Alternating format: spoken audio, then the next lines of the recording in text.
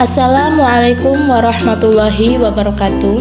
Perkenalkan, nama saya Dana Dwi Arti dengan NIM 2010207013 dari kelas Pendidikan Biologi 1 angkatan 2020. Di sini saya akan menampilkan video pembelajaran mengenai materi struktur dan fungsi organ tumbuhan untuk memenuhi tugas mata kuliah praktik pembelajaran mikro.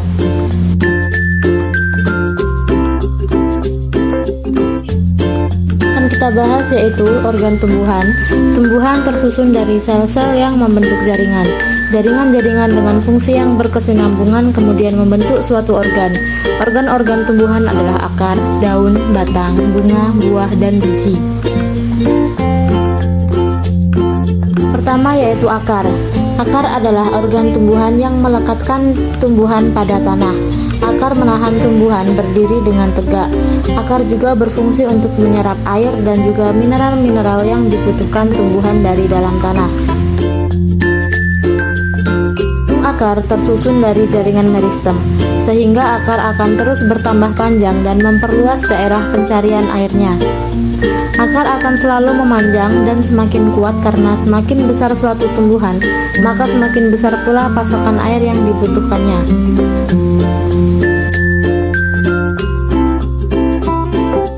Meristem, akar tersusun atas rambut akar, jaringan epidermis, korteks, dan silinder pusat atau stel. Stel adalah silinder pusat tempat terdapatnya pembuluh angkut xilem dan floem.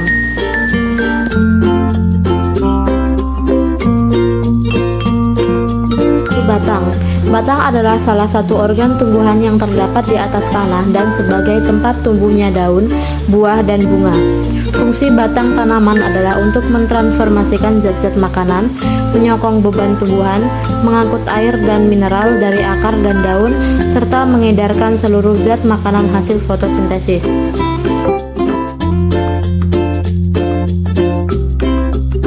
Memiliki struktur yang terdiri dari kulit luar, kulit pertama, kulit dalam, dan silinder pusat.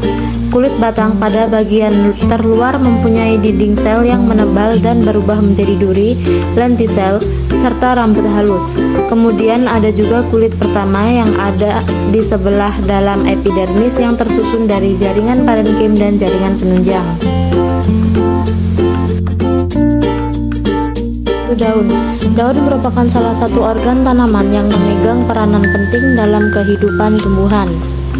Pada jaringan daun terjadi proses fotosintesis yang menghasilkan berbagai zat makanan untuk pertumbuhan.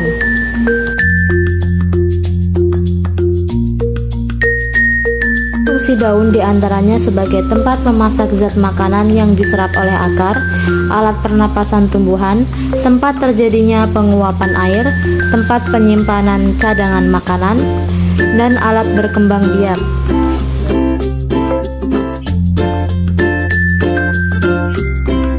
Struktur luar daun. Struktur bagian luar daun dibedakan menjadi beberapa bagian, diantaranya berdasarkan bentuk daun yaitu berwarna hijau, melebar, dan pipih. Berdasarkan bentuk tulang daun yaitu menjari, sejajar, dan menyirip. Jumlah daun yaitu majemuk dan tunggal. Berdasarkan susunan daun yang melekat pada bagian tangkai yaitu flotaksi, terpusat, flotaksis berseling, dan flotaksis berhadapan.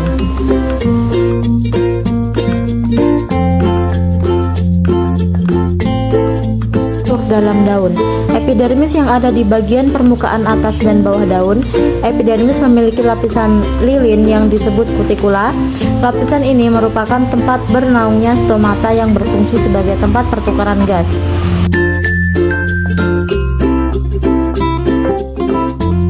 Palisade atau jaringan tiang yang umumnya tersusun rapat seperti tiang.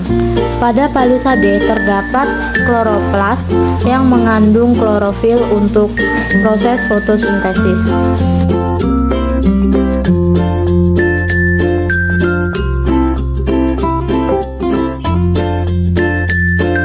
Atau jaringan bunga karang yang di dalamnya terdapat berkas pengangkutan untuk mengangkut sari-sari makanan hasil fotosintesis.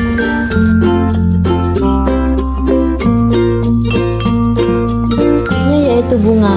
Bunga memiliki beberapa fungsi bagi tanaman secara keseluruhan. Beberapa di antaranya menyediakan platform untuk sistem reproduksi tanaman, baik untuk bunga berumah satu ataupun dua.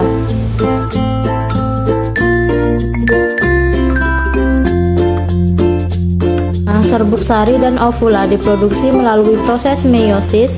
Ketika proses tersebut terjadi, ovula akan berubah menjadi biji dengan ovarium yang membengkak, lalu berubah menjadi buah.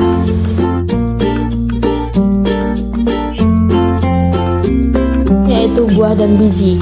Organ tumbuhan berikutnya tumbuh dan terbentuk setelah bunga mengalami proses penyerbukan.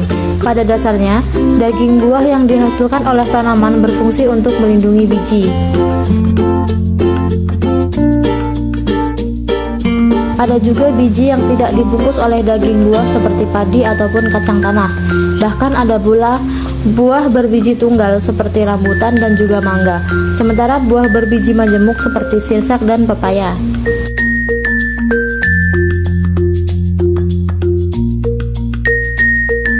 Melindungi biji, buah juga berfungsi sebagai tempat cadangan makanan. Sementara biji berfungsi sebagai alat perkembangbiakan generatif pada tumbuhan. Sekian materi yang dapat saya paparkan. Thanks for watching. Jangan lupa like, comment, share, and subscribe. Thank you. See you next video.